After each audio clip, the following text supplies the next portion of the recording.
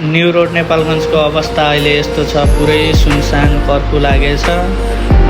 पसलहरू पनि एउटा पनि खुला छैन, चारैतिर सुनसान सन्नाटा छाएको छ।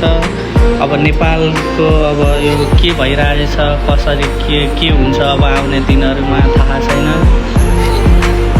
यसरी अब पसलको पनि घाटा नोक्सान भइराखेको छ, केही किन्ने मान्छेहरूलाई पनि नोक्सान भइराखेको छ। सामान्य केही सामानहरू दैनिक दिन उपभोग्य सामानहरू किन्न जाम भन्दा पनि पसलहरू सबै बन्द भएका कारणले गर्दा केही खरिद बिक्री गर्न पनि मिलेको छैन। अब यहाँ अब के गर्ने हो, यो नेपालगञ्जको अवस्था हो गाइज। अहिलेको यस्तो सुनसान भएको छ गाइज। अब नेपालगञ्जले अब के गर्न खोजेको त्यो थाहा भएन, यसरी सुनसान भएको छ।